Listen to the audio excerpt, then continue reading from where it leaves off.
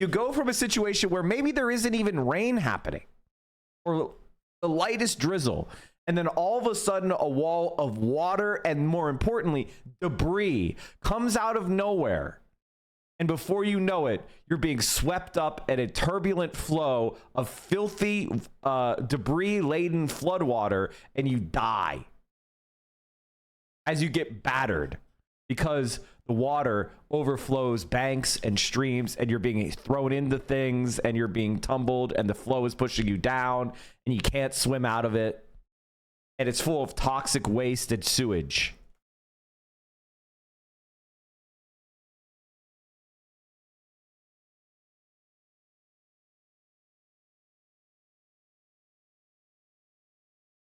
Here's what it looks like.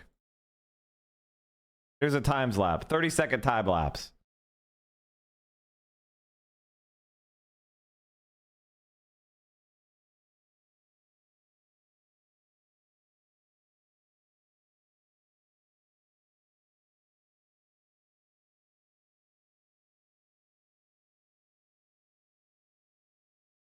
So it seems like this area is prone to floods.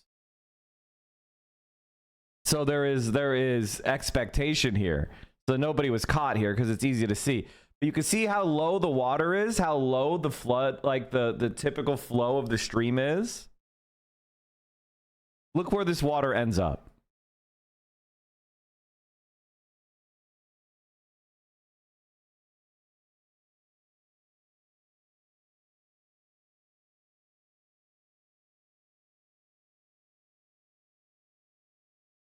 And it doesn't look like it's an especially heavy rain. Those people said, oh, well, we're the fuck out of here. That ain't getting better.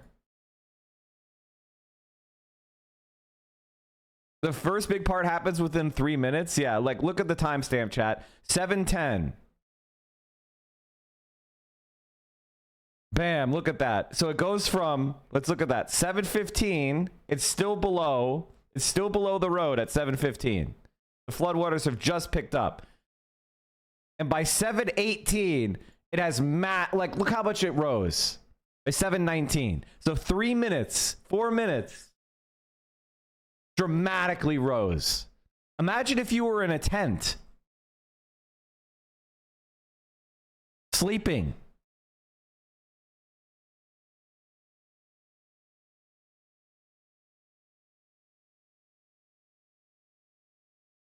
The victims of this tragedy range from young to old and include a family of 6 spanning multiple generations.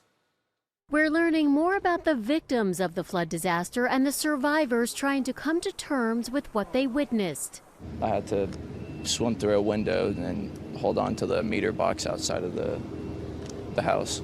28-year-old Christian Fell says he stood on the electric meter box outside his home for nearly 3 hours to stay alive. 27-year-old Julian Ryan died heroically, saving his kids by placing them on a floating mattress. Beloved high school teacher Jeff Wilson, who taught auto body repair, also lost his life in the flood. His wife and son are missing. He was able to build relationships with kids, maybe kids that didn't fit the traditional classroom model. And at Camp Mystic, where more than... By the way, chat, this is what building on a floodplain looks like. When Ezra Klein was going on to Sam Cedar's show and saying, we need to build like Houston, this is what building on a floodplain looks like.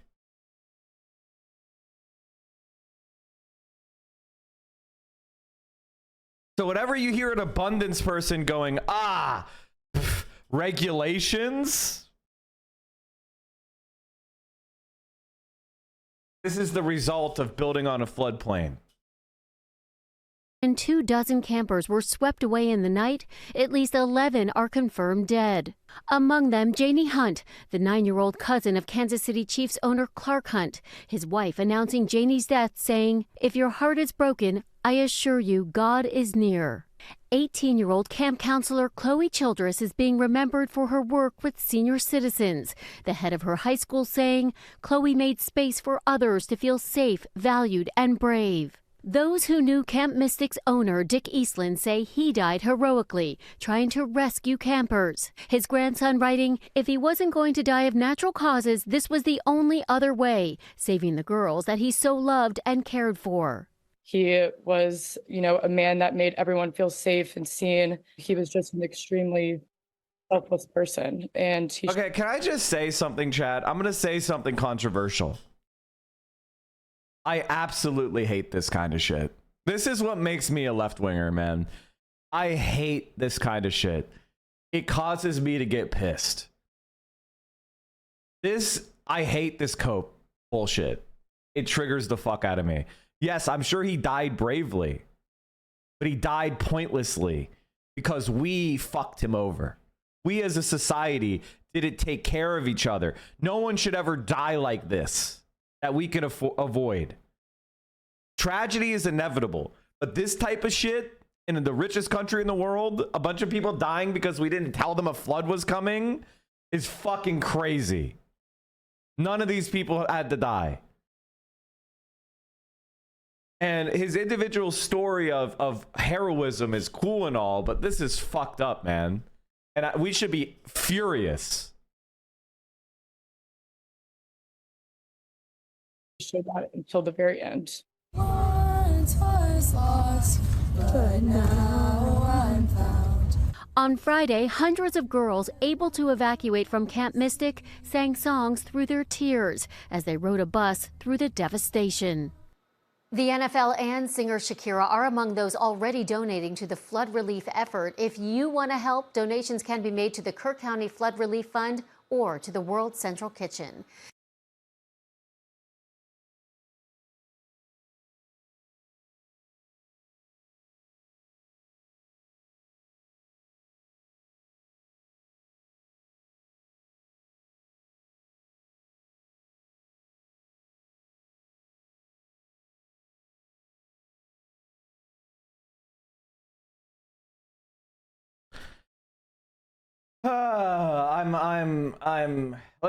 Let's get some of the coverage. Let's see the most up-to-date coverage. But this was the first report from one day ago. I'm Mayor Joe Herring Jr., Mayor of Kerrville, Texas. I'm glad. Right now, they say the death toll is well over 80, and there are dozens and dozens missing, which means those people are buried under mud. So, we're talking well over 100 dead. Glad you're here, and I have a few comments to make. People need to know today will be a hard day. It will be a hard day. This is the message I want to share. The city of Kerrville is thankful. We have help from our city crews, from county personnel, from state agencies, and federal resources, including the Coast Guard. I have been asked how people can help. The sheriff has mentioned that a fund has been set up by the Community Foundation of the Texas Hill Country. Information about this can be found on the city's Facebook page. In fact, if you want to know how to help, I know from my phone, from my texts, from my emails, thousands of people across. Why aren't Democrats screaming how Trump's cuts killed people? Because they're cowardly and because they want the Republicans to win. I think I need you guys to understand something. The Democratic Party, the officials, the elites, the people in charge of the messaging, do not want to win. I want you to understand this. All they want to do is serve as a thermostatic effect. Basically, what do I mean by that? Serve as a thermostatic effect. Basically, politics has fluctuations, right? When a party is in power, people tend to be skeptical of that party. And when they blame them for shit, that's not really their fault. So over the course of time, parties tend to get into power, start to enact some of their agenda, and then forces of resistance organize against them. Things happen, and it tends to turn back the other way. And so the other party has a chance to win. That's the thermostatic effect. Every centrist does not believe Oh, that you can. Oh, sorry, my camera is tracking me now. My camera is tracking me now, chat. It decided it wanted to do that.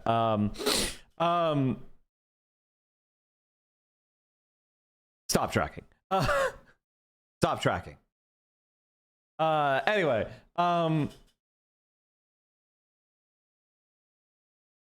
Hakeem Jeffries just texted me personally saying a $30 donation is make or break to stop the Republicans. So exactly, like they don't want to actually win because they don't believe in anything. So centrists just believe in the thermostatic effect, which is things will fluctuate back and forth, back and forth, back and forth. And that the best way to win power is to try to figure out what the median voter thinks and then tailor your message to the quote median voter. So if you're a Democrat, that means move to the right. If you're a Republican, that means kind of slightly move to the left, but you mostly just tailor your message toward the median voter. That is centrist politics, which is always be going against your base, always be going towards the status quo. And just basically let things fluctuate, and then you're in power sometimes, and you can tinker around the edges on a couple things, but largely the status quo is good, and we just need to kind of do focus groups and do marketing and come up with good messaging and have good branding, and then we'll win. Now, why did we win? I don't know, because you have no ideology, you don't have no goals, you have no like thing you're trying to accomplish. That is the centrist mindset, and the Democratic Party is full of those people at the highest levels. Why is that the case? Why are the Democrats like that? Well, the answer is the wealthiest people in the society like the status quo. You know, if you're a billionaire and you're making millions of dollars doing nothing, you want to keep that system the way it is. Why did the king like nobility? Like, why did the nobles like fucking feudalism? Because they were the elites in society and they got something for nothing. Why do capitalists like capitalism? Because they're the lazy elites and they get something for nothing. They get to reap where others sow. That's the essence of what we call dialectical materialism. The haves and the have-nots. And this is, if you want an understanding, this is James Carville. With no clear leader to voice our opposition and no control in any branch of government, it's time for Democrats to embark on the most daring political maneuver. Roll over and play dead. Basically, what this means is let the Republicans control stuff. Bad things will eventually happen. People will get annoyed, and then they'll just vote for the other party. That's their entire strategy. And donors love this because it means nothing will happen.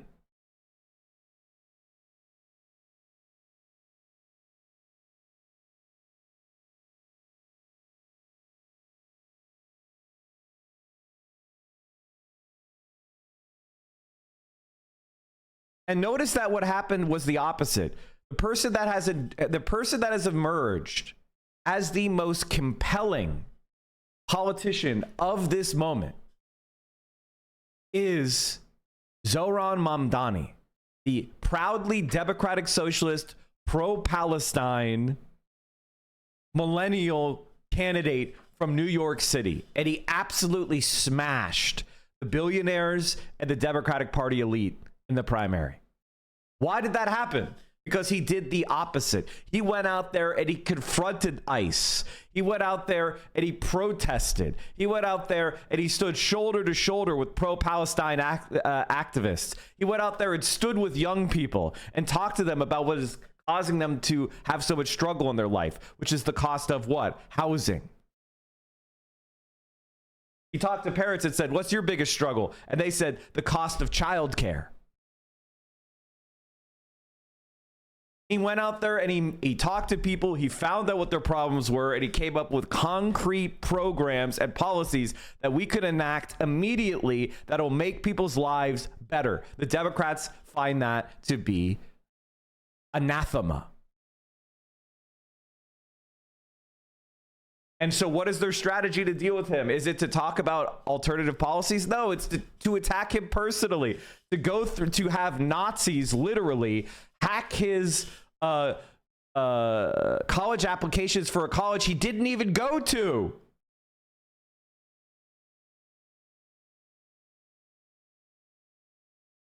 And in that attack, the Zoroat attack, he checked a box for Africa. It said he's from Uganda. He's from Uganda. It said, put your nation of origin in the text box. He didn't even do anything wrong. He did exactly what he was supposed to do. It said, reveal your nation of origin, Uganda, which his family has lived in for over 150 years. Check Tesla stock. Is it crashing? Or is it skyrocketing? The reason why Tesla stock went down, chat, is because Elon starting a new political party means he's going to be targeted by the Republicans and they're going to take away all his subsidies. He's a fucking idiot. If he actually tries to start a third party, they're going to take away his subsidies, which is what he lives off of.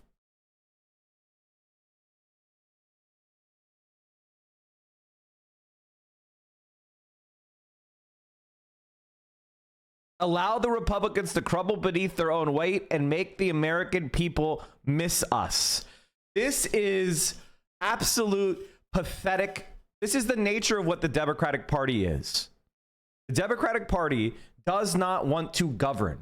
The Democratic Party doesn't want to actually do what their base wants it to do. If you actually ask Democratic Party voters what they want progressivism. If you ask moderates what they want progressivism. There's no such thing as a moderate. It means nothing.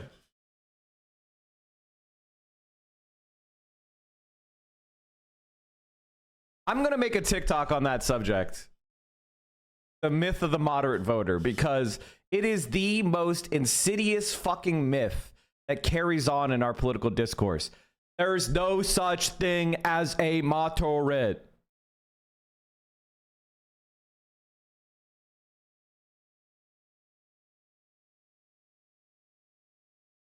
All right, let's keep going. Across our state and the world want to know how they can help.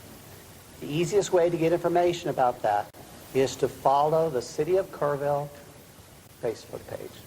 City of Kerrville, City Hall Facebook page. They have done an admirable job of making sure all resources and all information is available, not only to the citizens of Kerrville, but to the citizens of the world. I'm thankful you're here. Today will be a hard day. Please pray for our community. Thank you. Next up is City Manager Dalton Rice. Thank you, Mayor. Dalton Rice, the City Manager for the City of Kerrville. Just wanted to give a couple updates on operations. Operations did continue through the evening. We used specialized equipment with a lot of helicopters trying to identify any areas that we could find, heat sources or whatever. So operations did continue throughout the night. Obviously, the water did recede into this morning. I do want to encourage folks with road damage, even though a road may be open, please use extreme caution. If water does get under the road, we are seeing a lot of debris, a lot of asphalt that is washing up, so there could be some other damaged areas.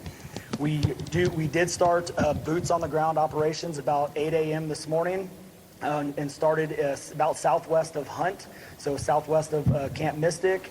These folks will be traveling very difficult terrain up through Ingram, and we're going to start getting information. So again, as the sheriff had alluded to, the information is changing constantly, and it's going to be changing by the minute. Talked about roads. Don't do your own searches. We know everybody wants to get help. As the roads start clearing up, you're gonna want to get out there. We are in constant communication with families. We're in constant communication with those around, and so we will continue to effortlessly work through working with our partners. Again, we've been working with Border Patrol, Texas DPS, game wardens, federal side, U.S. Coast Guard is here. We want to thank them. Air assets. Again, we have hundreds of state and federal and local resources out here supporting this community.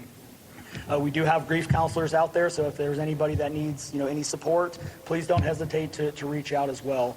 We still are operating shelters. Shelters are the same ones that we gave out before. Good news is a lot of the shelters have gone down in numbers, so there's either been, those that have been reunited or kind of, moving on. A couple of locations, we had 18, girls in there that have been reunited with their families. We're down to about 4 that we're working on reunification as well. So reunification efforts are continuously ongoing from the missing person side. Here over the next few hours, we're going to be putting more information out there as far as... Okay, I don't want to watch the old shit. We're watching the new shit, chat. Sorry. I just wanted to get a sense of what the first report was. We're going to watch the new one.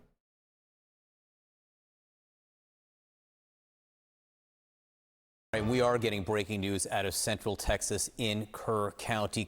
We are getting breaking news out of Central Texas in Kerr County. Camp Mystic just released a statement about its campers and counselors. Let's get right to CNN anchor Pam Brown, who is nearby for the latest. Pam, what are you hearing? This is the first time Camp Mystic is releasing a statement with a number of deaths. And in this statement, John, Camp Mystic says it is grieving the loss of 27 campers and counselors following the catastrophic flooding on the Guadalupe River. The statement goes on to say our hearts are broken alongside our families that are enduring this unimaginable tragedy. We are praying for them constantly. We have been in communication with local and state authorities who are tirelessly deploying extensive resources to search for our missing girls. We are deeply grateful for the outpouring of support from community, first responders, and officials at every level. We ask for your continued prayers, respect, and privacy for each of our families affected. May the Lord continue to wrap his presence around all of us. 27 young souls, these young campers, John, and young counselors. Remember, these counselors are teenagers for the most part. Many of them jumped into action. They were heroes. But as we are getting from this statement, some died as well. Camp Mystic did not say how many of those 27 were campers versus counselors, but presumably the bulk of them are campers. And I just can't stop thinking, John, that it was just a little over a week ago that parents dropped their young children off to have the best 4 weeks of their life at Camp Mystic, a camp I attended 30 years ago. And now some of those same parents are going to the local funeral home to potentially identify their child. It's just beyond comprehension, the heartbreak here. You feel it all around. John? It just has to be overwhelming to be there, Pam. And again, this statement from Camp Mystic is really the first time we have heard them address fatalities. They're grieving the loss of 27 campers and counselors, I think confirming many of the worst fears that so many have been having there. Thank you for being there. Keep us posted. Obviously, this is developing, this news just coming in. New reporting today, the long-held concerns in Kerr County over the ongoing flooding threat there. Records show that even 9 years ago, the county started considering building an early warning system, flood warning system, with sirens to better alert residents. In 2016, one county commissioner, according to meeting notes, said that the county was probably the highest risk area in the state for flooding, adding, "Our system is quite simply pretty antiquated," also saying it's marginal at best. And then a follow-up meeting a year later saying, "We can do all the water level monitoring we want, but if we don't get that information to the public in a timely way, then this whole thing is not worth it." So they fire all the people whose job it is to warn people. And then they go, oh my God, how incompetent is the National Weather Service? They didn't have anyone to warn us. So, I mean, the big problem with the American government is that we need massive reform. We need radical reform. Now, when I say radical, radical does not mean bad. Okay? Somewhere along the line, everybody is told in school that radical means bad. Radical doesn't mean bad. It means large. It means completely starting from the beginning. It's like buying a rotten old house and then bulldozing it in order to build a new house on the same land, or build an apartment building on the same land.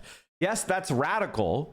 You could try to remodel the existing structure, but when the existing structure is no longer fit for purpose, all of us understand that bringing in a bulldozer and clearing out the old building is a good idea and will enhance all of our well-being.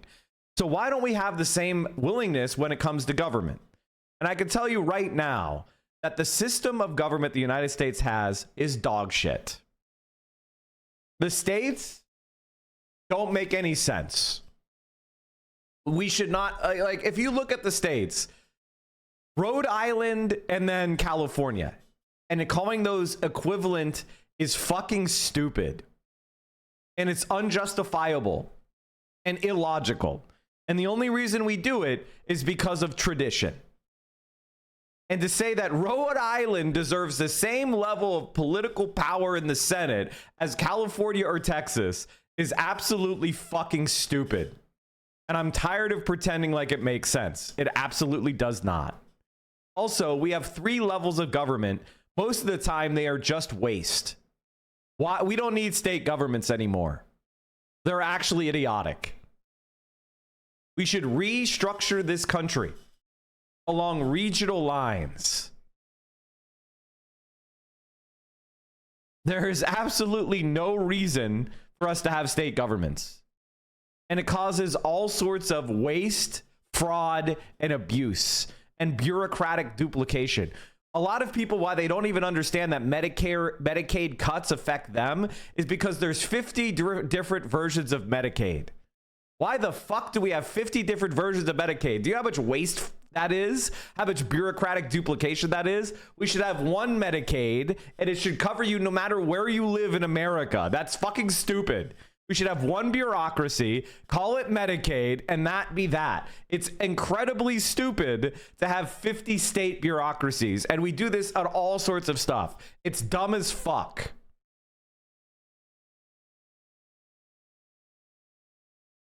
And this is the kind of stuff that a actually competent political movement would be calling for. But we don't have any competent political leaders in this country because people just go, no, people like the 50 states. And then they turn their brain off. And it's like, do you? I've lived in Virginia, Florida, Colorado, Pennsylvania, California, Nevada. I mean, like, and this is a abridged list, okay? Like, I've lived in a lot of states, okay? I don't give a shit about any of them other than Pennsylvania, which is the best state.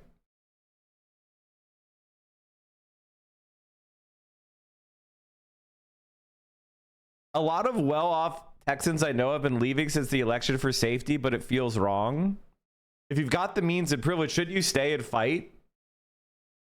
My general feeling is this, and I'm going to be honest with you. I will never judge someone for moving their family to a place they can thrive. That's just normal behavior. That's normal behavior. But I'm not going to give up on fighting for what's right for the people that can't afford to do the same.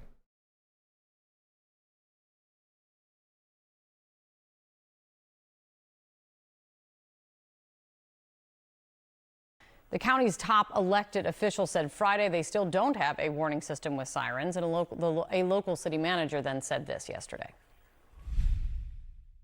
We know questions are being asked about the emergency notification, and while it is not the time to speculate, local and regional partners are committed to a full review of the events and systems in place.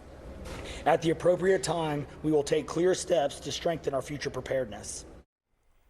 Joining us right now is CNN senior national security analyst Juliette Kayyem. She's also a former assistant secretary at the Department of Homeland Security. For much more on this, Juliette, there is some of what is known, a lot of what is not, because of just the scope and magnitude of this disaster. You heard that city manager promising a review. You heard that from other officials as well. But seeing the level of destruction that these floods brought, how fast it happened, has left many officials saying that there's nothing that could have prevented something like this.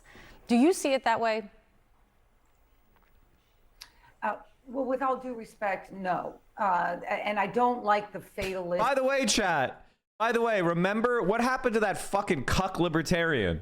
right? Well, this person has what's known as an education and subject matter expertise.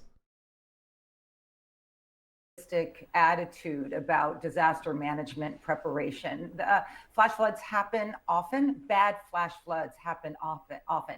And we have to learn about what happened here because of the devastating impact that this has had on that community that it hasn't had in other communities. Because we look at this comparatively, right? I mean, we're hitting, I don't know if we're at 100 yet, but this is a mass casualty event that we don't generally see. So there's three focuses of this study, and I'm grateful that the Kirk County is committed to this. The first is notifications that something bad is happening. As we've seen from National Weather Service, those notifications were getting more and more frantic overnight. It is nighttime, it's a holiday weekend, but those were occurring. The second is the connectivity between those alerts and someone doing something. Alerts aren't self-executing. You need emergency managers, locals, camp counselors, trailer park owners, all of them to know what's going on. And then the third is, are people acting in response to this? There is a breakdown. We know that. And we know that because of the impact on one particular place, Camp Mystic. I mean, if you look at the numbers, which is what we have to do, we owe it to the dead and those girls, you know, you have to look why at this particular camp, what happened in terms of notification and readiness. And that is the review that we have to do, apolitical, so that we're committed to being ready for the next one and more lives can be saved next time. And as another official said this morning, it's something, when people say it's something I've never seen anything like this, it is something, saying those words is something that people are going to have to get more and more used to saying because of the nature of the climate crisis, the effects of which we're already seeing: harsher, faster, bigger flooding. And that also impacts preparation for, which is exactly kind of what you're getting at. It's as the ball game changes, they all need to start looking at it a slightly different way. And part of, and Elena was talking about this, there are questions being raised about the impacts, the role of the federal government in this preparation. Yes. And you have to understand the nature of conservatism is to just worship hierarchy, and they don't believe in perfecting the earth. I want you guys to understand this. This is a very basic point that you need to understand. They have a religious belief that this is a fallen world and that the pain and suffering we experience all stems from the original sin of Adam and Eve eating from the tree of knowledge. This is literally true. And so if you believe that we can like make society better by doing things and passing laws and building systems, they think you are a heretical Satan worshiper. They think that the only way earth can be perfected is in Jesus Christ's 1,000-year reign after he comes back to earth, after the resurrection. This is literally true. I don't know if you know this, chat, but these people believe that when Jesus Christ comes back, they'll fight Armageddon with the Antichrist. All of the evil people will be thrown into hell, and all evil souls will be destroyed in cosmic punishment.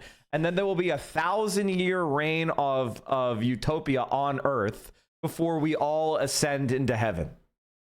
Okay? This is what they literally believe. Okay?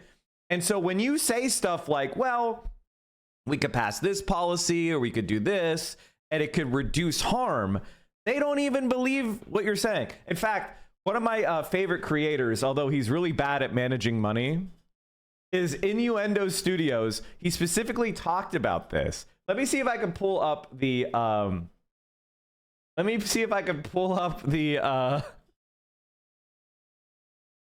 I honestly, God.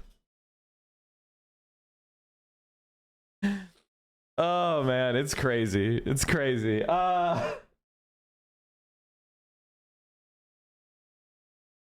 Oh man, what is it with that generation? Can I just do a rant for 5 seconds? What is it with that generation of YouTubers and just like they make one video a year and then they like collapse in on a fainting couch for 12 months? Like, what is it? What? Like, I get. Is the camera moving? No. Do you want it? Oh, it is. It is moving. I'm sorry. I gestured to turn it on. It tracks me now. Like, if I'm just like, fuck this shit, and I get up, it'll track me out of the room.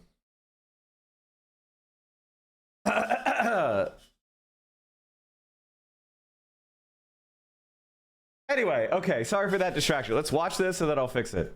Kind of the nature of federal government cuts that the administration is putting in place. Still, one local in Travis County, the local judge there was just on speaking to John and said that his first question coming out of this tragedy, and they did lose about a half dozen lives in Travis County, the first question coming out of this is, what is the future of the National Weather Service? Let me play this for you.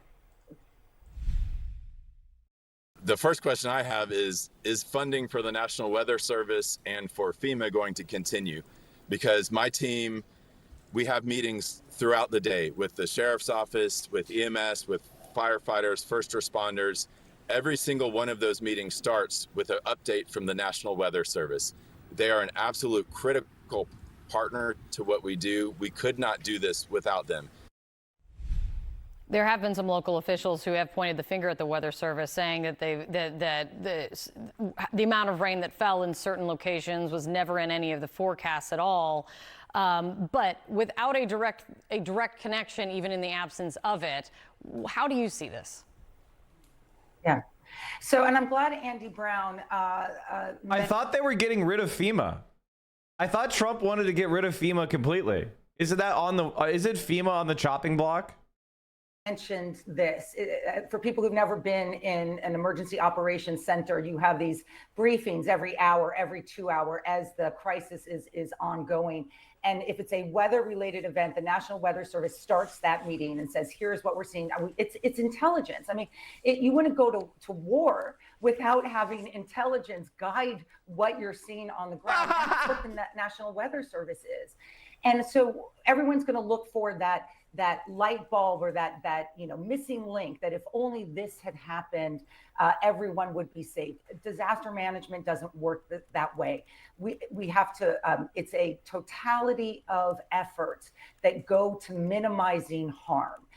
We judge it by if things can be less bad. That's essentially it, because bad things are happening.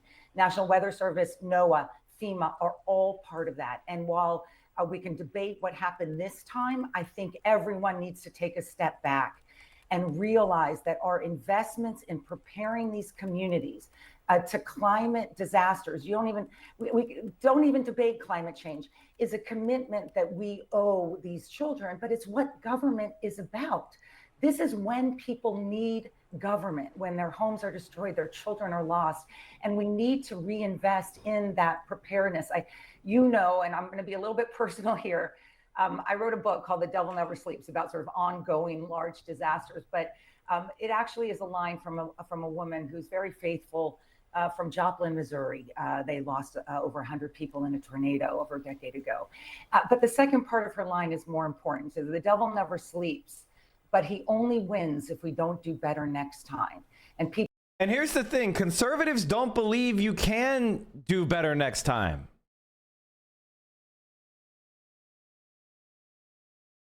This is where Innuendo Studios video is very good at explaining it. And today is that the conservative thinks about people dying of preventable illnesses, school shootings, and back alley abortions the way you think about Mondays. The conservative mindset tends to sort things into binaries with no room for scale. Mass shootings either happen or they don't. You can talk about how much safer countries with robust gun control are, and they'll just say, here's a shooting that happened in England. Here's a shooting that happened in Australia. Gun control didn't stop them. You can't regulate evil. And this is the kind of sentence that can drive you up the wall, because it is, on its face, obviously true, but it's only applicable in this context thanks to the word that's implied but not stated. You can't regulate all evil. Yes, since they've had gun control, there have been shootings in England and Australia. Does it matter that these shootings are far less deadly and happen far less often? Does it matter that making guns harder to get has saved tens of thousands of lives? Like, do we really need to explain why stores put junk food you know you shouldn't buy right next to the checkout counter? Because the easier it is to do a thing, the more it happens. The mentality here is that if you can't stop every shooting, you shouldn't bother stopping any. If you can't save every life, there's no point improving healthcare. Nothing short of literally defeating death will be good enough. It is a wholesale rejection of thinking in terms of systems. Notice how Payroll phrases his argument, a bad person can always find a way to do bad things. Person. Singular. If a criminal can still get a gun, they extrapolate that every criminal can get a gun, in the same way that if a poor person can get a job, every poor person can get a job. Which, no! If there are fewer jobs than people who need them, there's going to be unemployment. And if there are fewer guns than people who want to shoot them, there's going to be less gun crime. If they talked about populations of people, they'd have to acknowledge that some percentage succeeds at doing bad things, and a percentage fails. And since percentages are different across cultures, we must have some influence over them. But a binaristic model of things either happen or they don't leaves no room for percentages. Was there a shooting? Then there is still evil in the world.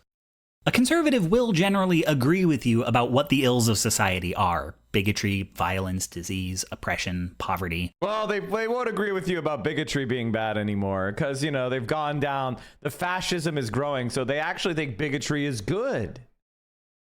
Because the solution to the ills of society is to get rid of the bad people, and they can figure out who the bad people are by their skin color or their national origin. But they don't view them as problems to be solved. They are facts of life. Of course, racism is terrible. But it's a Monday. Trying to fight racism is like trying to fight the first law of motion. The only reason to even talk about it is to commiserate. Besides, if we didn't have bad white people, how would we know we're the good ones? Morality to them is not about fighting evil. It is a set of shared opinions on what evil is. When bad things happen, we sit around agreeing that they are bad, and anyone who says otherwise, we excommunicate. That's what talking about tragedy is for. And I think it's why they get so mad at us when we politicize tragedies, as in, when yet another shooting happens, we talk about what could be done to prevent them. Or a flood, right? Like another flood happens and we're like, hey, maybe we shouldn't have cut the National Weather Service and we should have more robust early warning systems, and maybe we should have regulations about the type of structures or buildings that are in floodplains. Maybe we should have, you know, some systems or requirements in place if you're going to have, say, a summer camp on a floodplain, that you make sure the children have to go through a procedure in case there is a flash flood warning, right? Like they say, that's regulation. You're driving up the cost of summer camp. Now only rich people can afford summer camp.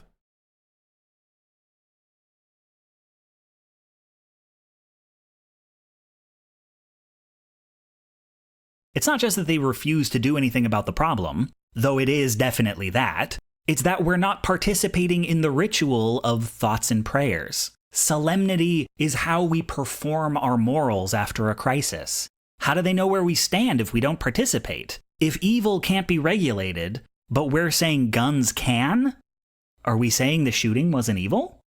And on its face, this seems completely contradictory to all the other things they claim to believe. Sometimes you want to scream at Payroll. How can you think regulating guns won't reduce shootings, but somehow regulating women will reduce abortions? But here's the real kicker. He doesn't. The thing about conservatives, they don't, and this is the important point. When they want to ban something, it's not because they're trying to reduce it, they're trying to criminalize it. They're trying to label you a bad person and a criminal so that they can sanction you. It's not even really about reducing harm. It's about social opprobrium. He doesn't think illegalizing abortions will make them happen less. What he wants is to throw people in jail for getting them. There you go. It's right there in how he talks about gun rights. Why should I be punished for the crimes of a monster? To him, the law isn't about shaping society. It's about who gets punished. In this view, human nature is immutable. People are going to be gay and do crime and get abortions and take drugs. And the law is not there to guide, it is there to judge. It is there to sanctify one particular walk of life as the right way. The reason they're opposed to contraceptives and sex ed is not because they don't work, but because they shouldn't work. It doesn't even matter that kids who get abstinence-only education have just as much sex as the ones who learn about condoms. Acknowledging that teenagers have sex is saying it's okay, and abstinence says it's not. And if it doesn't work, it's because you're just not trying hard enough. More abstinence, more abstinence. It's nothing to do with the way the world is, but the way they want it to present. As the philosopher Taylor Schwiesel once said, shade never made anybody less gay. But if shade crams all the queer people back into the closet, that's how it will look to straight folks. The goal is to communicate which types of people have to fear law enforcement and which get to admire them. And once you see the conservative view of laws and customs as mapping a path we are meant to walk and punishing deviation, you start to see why we have a religious right and not so much a religious left. It describes a world drenched in sin that cannot be cleansed from the inside, but walk the path, and you might save yourself. Punish those who stray, and you might save them as well. And you can see how talking in terms of systemic problems and harm reduction just bounces off of that. It's like saying it's better to die with one unconfessed mortal sin on your soul than 7. Nope. Nope. You're still going to hell. And what good is it to talk about populations? This is about you. Evil exists to test your integrity. When your soul is judged at the gates of heaven, you will stand alone. And if God still hasn't rewarded your faithfulness, you must not have been pious enough. More piety, more piety. This is not to say that reactionary conservatives in the US are just a pack of Catholics. In fact, they're quite the trail mix. We got Protestants, pagans, a surprising number of atheists. But maybe you're familiar with the term Christian atheist? I don't mean the school of philosophy that's about following the teachings of Christ but not believing in his divinity, but colloquially, the philosophy of I don't believe in God, but the God I don't believe in is Jehovah. Okay, we're going a little bit beyond what I wanted to talk about, but this is basically the way conservatives govern. And this is why conservatism fails and why all the red states are dog shit. Let me give you another example from Michael Moore's Where to Invade Next, talking specifically about sex ed. Il y a trop de risques. Il y a trop de risques. Too risky? What does she mean by that?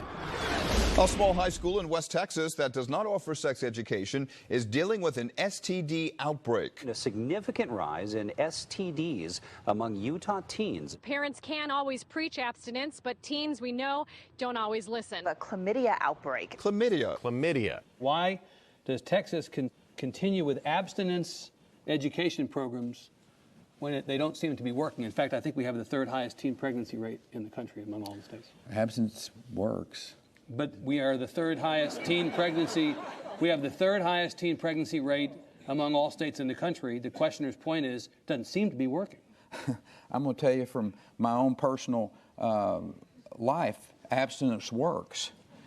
Et je pense que vous avez un taux de grossesse chez les jeunes adolescentes qui est bien plus élevé que nous. The teen pregnancy rate in the United States is more than twice France's rate, more than 6 times Germany's, and more than 7 times than the Swiss. D'où la nécessité de l'information. Yes, education. I grabbed a copy of their high school textbook, Love Making is Fun, Volume 1, packed up a few of their school lunches.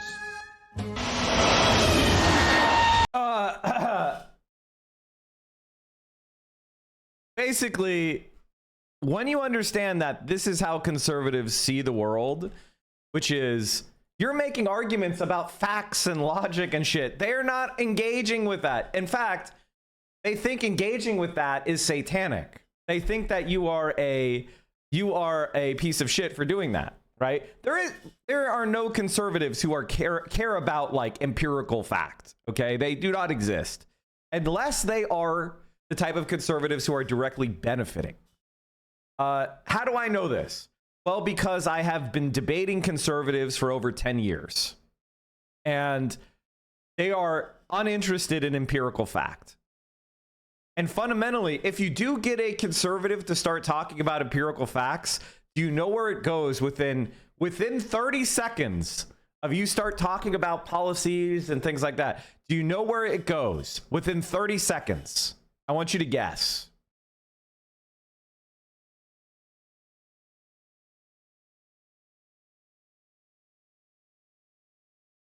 Flip, emo, with the 3-point shot, the answer is racism.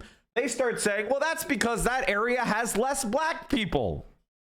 100% of the time. Now, if you actually dig in and look into the facts, and it turns out that actually, no, they don't have more black people, or actually, no, foreign births are actually higher in this area, they just shut down.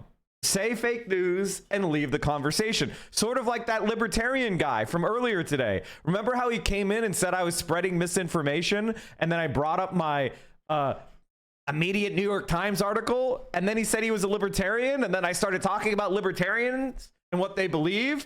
And notice how he left immediately?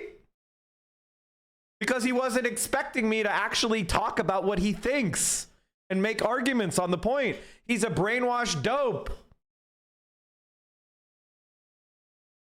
And that's actually why Asmongold doesn't debate me, or why Asmongold and Destiny don't debate us. They run away because they don't want to have to actually debate leftists on the facts. They can't do it. So what does it become? It becomes attacking us personally. Did you know Hassan went to a brothel? A legal brothel in Germany? 20 years ago or whatever, not 20 years ago, 10 years ago, whatever he was, you know, and he admitted it. He talked about why he supports sex work and he thinks prostitution should be legal and regulated. Well, now they're going to abuse like radfem anti-sex work arguments to try to do what? Throw dirt on him. They don't think prostitution should be illegal. Do you think Destiny and his community think prostitution should be banned? If they don't think prostitution should be banned, why are they trying to smear Hassan's name? It's because they don't care about anything. They're just trying, they have a goal, which is to damage Hassan's credibility. They don't want to make actual arguments on the facts about any point.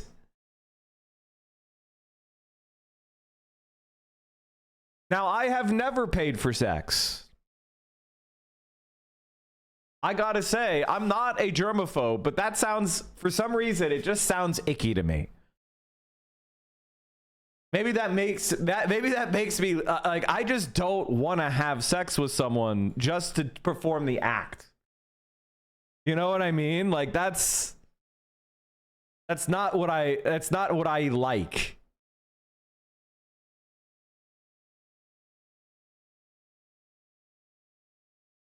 But I think that sex work should be legal and regulated. That's my personal opinion. That seems to be the best policy to minimize the harm of sex work in society. Sex work is one of the oldest professions in human history. People have been exchanging sex for resources since the beginning of time. I don't think the strategy to defeat it is to ban sex work. I think the strategy to make it as legal, regulated, and above board as possible, and build a social safety net where nobody has to do sex work in order to live a dignified life. That's how I think that you reduce the harms of it as much as possible. And I think people should kind of be made fun of for buying sex. I think it's fucking, you know, I think you should make fun of Johns. I don't think there's anything wrong with that.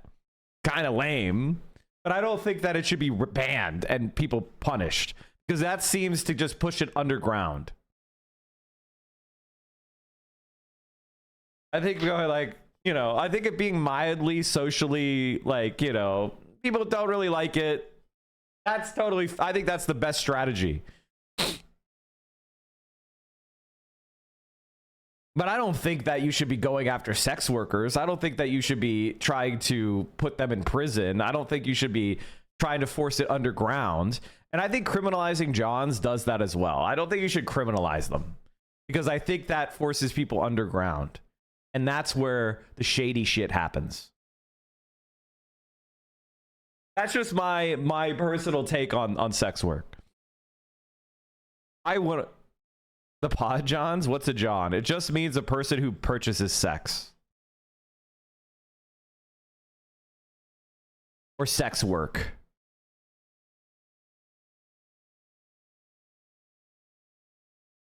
Cop term? No, it's not.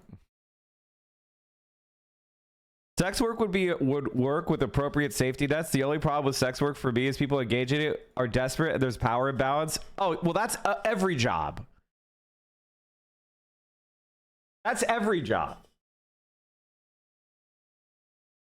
Every job is a tribute we play to biology. Every job. Unless we have a completely no strings attached social safety net that provides for everybody's dignified needs, all jobs require a certain level of coercion, right? Which is, if you don't work, you don't eat.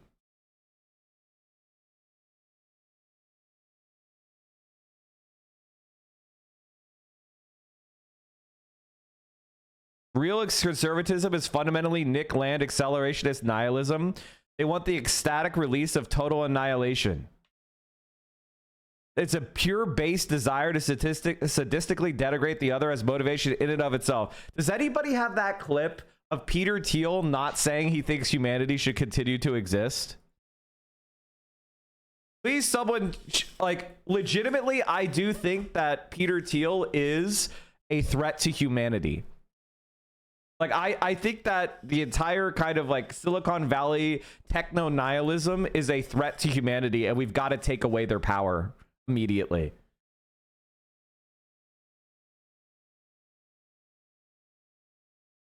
This is my very specific question for you, right? Is that, well, you're an investor in AI.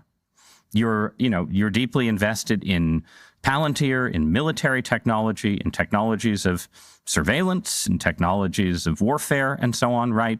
And it just seems to me that when you tell me a story about the Antichrist coming to power and using the fear of technological change to sort of impose order on the world, I feel like that Antichrist would maybe be using the tools that you were building, right? Like, wouldn't the Antichrist be like, great, we're not going to have any more technological progress, but I really like what Palantir has done so far, right? Yeah, I mean, isn't that a concern? Wouldn't that be the irony of history would be that the man publicly worrying about the Antichrist accidentally hastens his or her arrival?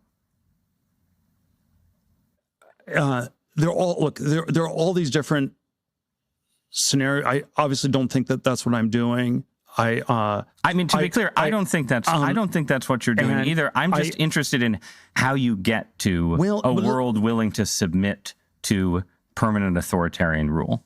Well, but again, there are these different gradations of this we can describe. But is this so preposterous, what I've just told you, as a broad account of the stagnation that the entire world has submitted for 50 years to peace and safetyism? This is 1 Thessalonians 5:3. The slogan of the Antichrist is peace and safety, and we've submitted. This isn't the clip I was talking about. This is my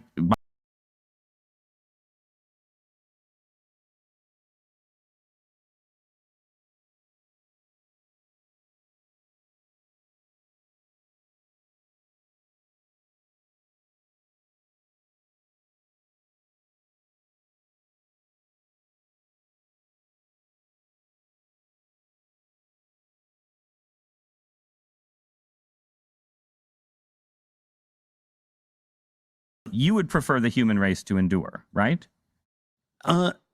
You're hesitating. Yeah, well, yes? I don't know. I would. This is a long hesitation. This is a long hesitation. There's so many questions implicit in this. You would prefer the human race to endure, right? You're hesitating. Yeah, well, yes? I don't know. I would. There's nothing more demonic than calling for the destruction of humanity. I think there's an element of our discussion of politics that has become impoverished, where conservatism is ill-named. They're not conservatives. They're hierarchists. They're domination. They're domination fetishists. They're not conserving anything. A conservative would want to protect and conserve that which we have, which is our social relations, our environment, our familial relations. These conservatives, Peter Thiel is not conservative about anything. In fact, he wants to annihilate all that is and all that we believe and turn it into a fucking cog for a machine of death.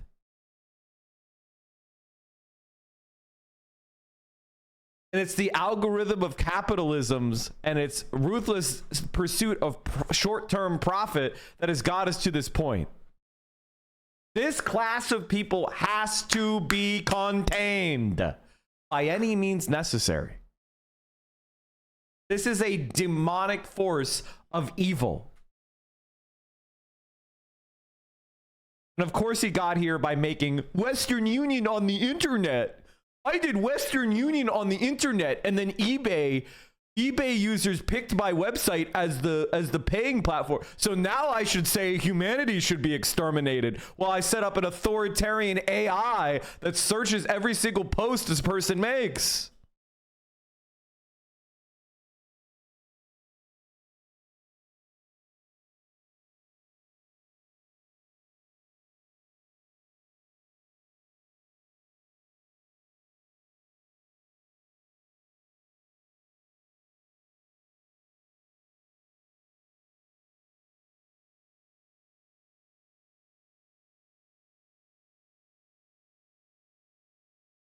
$80 dead and 41 missing in Texas. One of the most important things that we can do is to address their greatest concern, and that is there are so many families that are still waiting to learn about their loved one.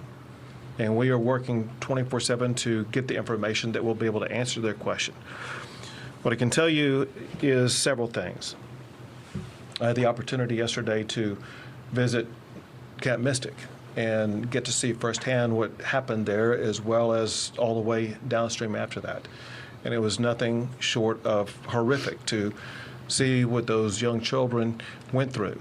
And we will remain 100% dedicated, searching for every single one of the children who were at Camp Mystic, as well as anybody else in the entire riverbed, to make sure that they're going to be recovered.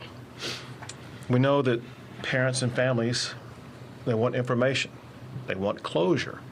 And we want them to know that we are working as swiftly as possible to get them accurate information that will provide that closure. It's so crazy that Greg Abbott is famous because like he got rich from suing someone for a car accident, and then he like passed laws to make it so you can't sue people. Like you have a maximum cap on what money you can get when somebody injures you. Like, oh no, wait, a tree fell on him. You're right, a tree fell on him. Sorry. God, you just barely missed. That's why it wasn't God, Chad. It was a tree spirit. The tree spirit was like, they could sense his malevolence. It's like he went into Fanghorn Forest and they tried to drop on his head.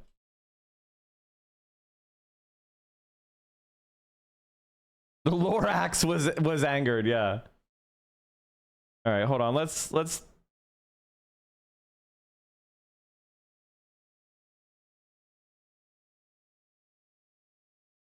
Where did he say 80 dead?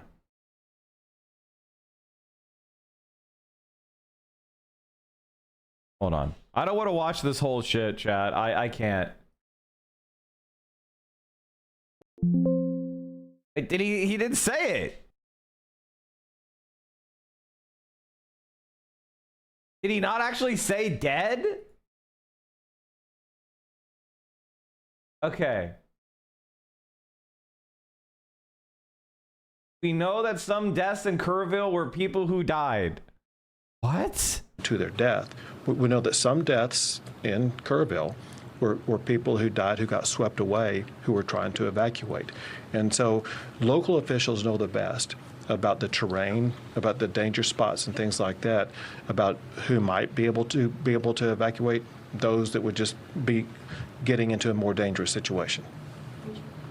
You talked in what you just said kind of about expertise and about just knowing the area, and that extends also to the National Weather Service folks who are in those offices and have years and years of experience. There are currently 6 vacancies in the local, the National Weather Service office that cover Kerr County. What is your perspective on how that could have impacted the warnings that you all were able to get and how accurate the information you all were able to get? So I know nothing about the staffing. What I do know is what they put out. And it's my understanding that what they put out was kind of the information that the state was operating off of, and that is that there were alerts or warnings about heavy rain, potential for flash flooding in certain areas. A problem with that is that to most people in the area, flash flooding would mean one thing, not what it turned out to be, because they deal with flash floods all the time. Just like I put people on notice in these regions of Texas right now. There's the potential for flash flooding, but there's no expectation of a water wall of almost 30 feet high. Governor Abbott, on that topic, we know that these alerts can be life-saving at times, and a lot of times these forecasters get their information from the National Weather Service. Are you communicating with your federal partners on how critical funding is for the National Weather Service in order to issue alerts like this and this disaster like this? It's one of the things that we spoke about when Secretary Noem was in, and this is part of ongoing conversations. And I'll add this. As you all probably know, we have a special session coming up, and the way to respond to like what happened in Kerrville is going to be a topic for the special session to address. We have time for 2 more questions. Is part of what you want to address, because there was a bill that was going to create a council to kind of talk about what warning systems, and it was not successful.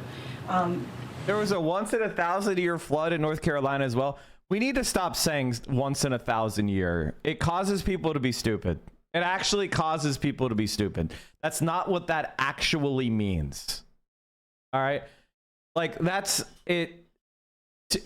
To explain something, that is an engineering term of art that is being abused by people that are not intelligent. And I'm not going to allow people... Don't use it anymore, man. You don't understand what it is. You don't understand what it means. Okay?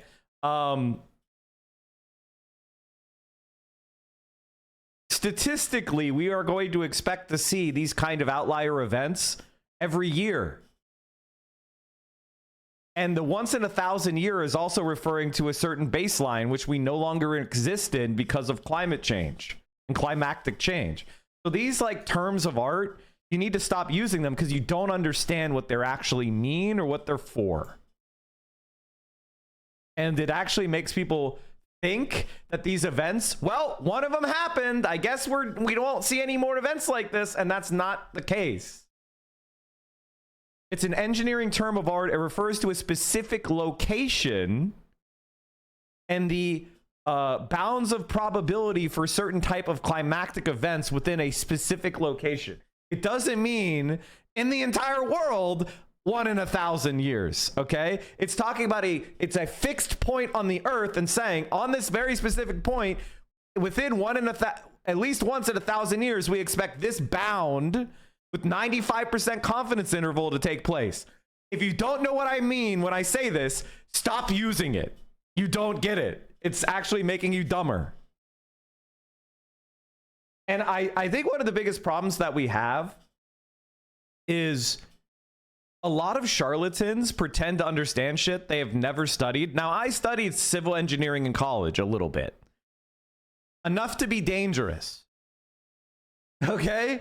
So at least enough to understand what I do not know, right? But you have people that do fucking Google searches and then speak confidently. We need you to stop. We need you to fucking stop. Okay? Also, something really funny just happened on my Twitter and I want to show you. As we gather the full scale of the tragedy of the floods in Texas, the death toll is likely over 100. Remember that just last month, Ezra Klein was advocating following the Houston model of removing regulations on housing and building on floodplains. At Grok, did Ezra Klein really say that? Yes. Ezra Klein has praised Houston's model of minimal zoning regulations for enabling more housing supply and affordability, as detailed in his 2025 book Abundance and New York Times pieces. He hasn't explicitly advocated for building on floodplains, though Houston's approach allows it.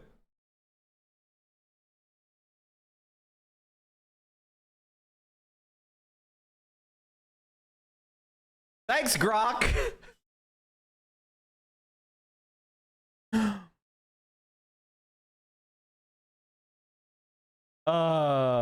Fuck. Let me just say, as somebody who lives in Louisiana, has lived through multiple record-setting hurricanes and floods, the government deserves to be dusted for the simple fact that Waffle House Index has been used for decades. Despite us being the richest nation in history, the government must be rebirthed from the ground up. Yes, I know. Because you studied a little bit and you know all about charlatans, that we should trust you, right?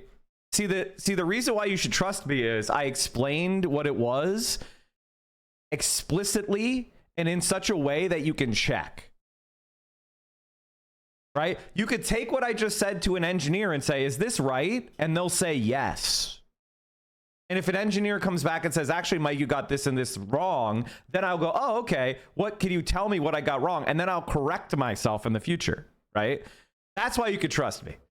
I'm not just Googling shit off the top of my and, you know, reading it to you and pretending like I have discernment just because I'm confident. I actually studied this shit and worked in public policy.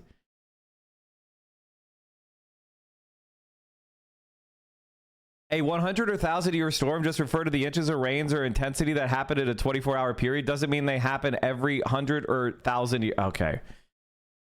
You're gonna get yourself more confused. The second IFOA report entitled Climate Scorpion, showing how the probability of severe flooding has also shifted over time. So-called black swan events that were regarded as vanishingly unlikely back in 1980 are now slammed. Why aren't you working there still? I mean, that's a good question. The answer is I am incredibly wealthy doing this instead. Like, that's the answer. The answer is I make more now making a show because there's an extremely high demand for a knowledgeable political talk show. So the reason why I do this is, unlike most other streamers, I'm making good money here. So in fact, I'm making more than I would if I was an attorney. So I make the show because it gives me complete freedom over my life. And I'm serving a very important function, which is education, political education. And this is one of the things that we on the left are missing. There are not enough people like me that exist in the American political space. And so my work is directly affecting what people believe is possible. So because I have the experiences that I have, and I have the personality to make a show like this, I'm doing it because I see the need. I'm fulfilling a niche that I see. And because of the quirks of the market, I'm using the master's tools against them.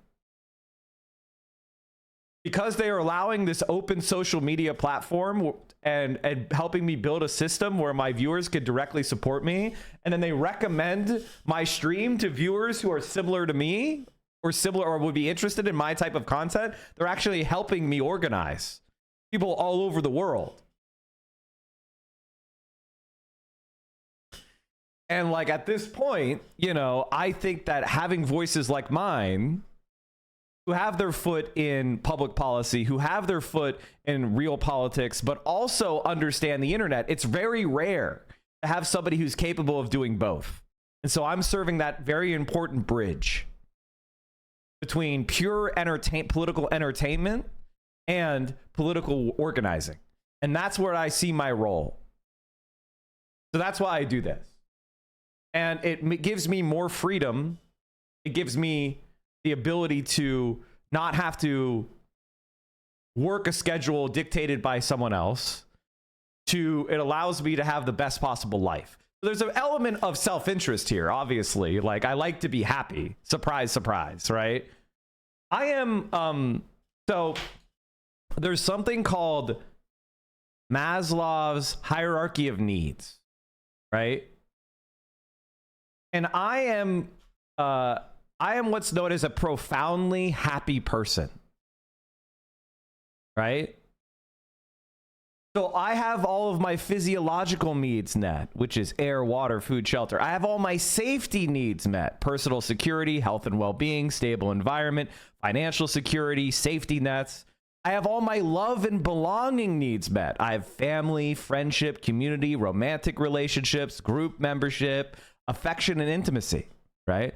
I have esteem, self-respect, confidence, respect from others, reputation, recognition, and achievement. So like, I have everything that's externally oriented.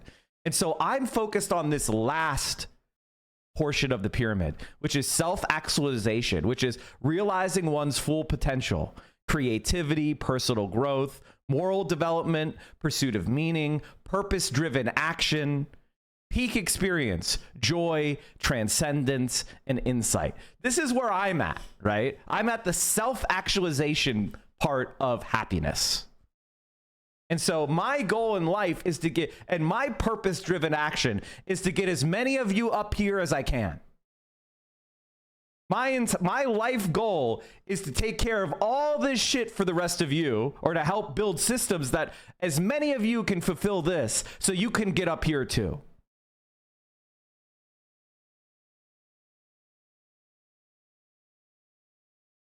And the way that I'm trying to do that is by building a system that will tax people like me, because we, and people richer than me, and help build permanent systems to care for your physiological needs, your safety needs, and build systems and organizations to help you with love and belonging and esteem.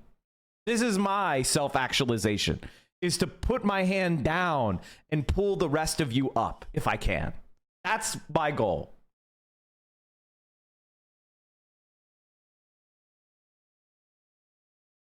And because I am constantly trying to help others, I have a profound happiness that you'll never reach.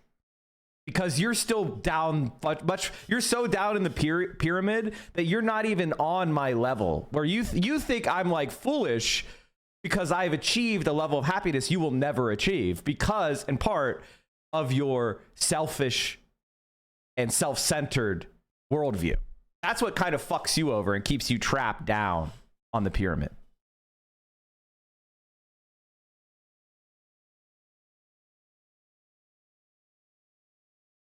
It's my noblesse oblige, chat.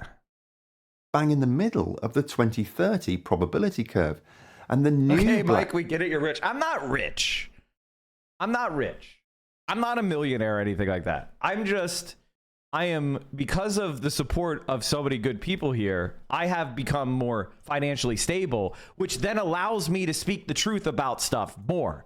Because I'm not chasing sponsorship money, because I don't have to get ads, I can actually give you good analysis without worrying about losing my money and losing my job and losing my home, because you guys have made me decently well off. Assuming you keep doing it, assuming I keep my subscribers, I'm able to do better political analysis because I'm not worrying about those external pressures. I still have to constrain myself somewhat because I'm on a platform owned by billionaires. They have rules. So I am censored in certain aspects, but that's why. Exaggerating about money like every other tale he spins.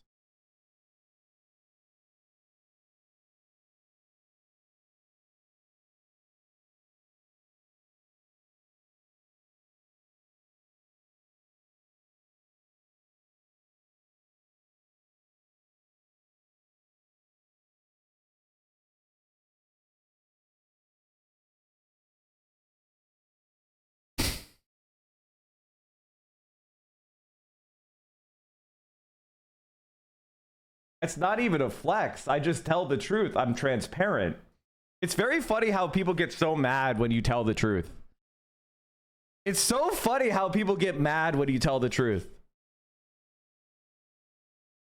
Like, they get so mad when you're truthful. I don't get it.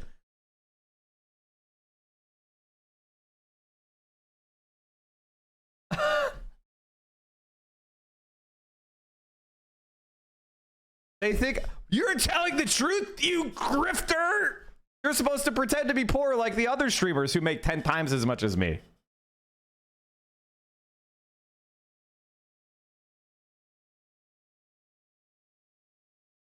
I saw this Rev anime guy's tweet about Hassad is completely misinformed and slandering. What's insane is that I've seen more left-leaning believe the tweet is true. Well, then you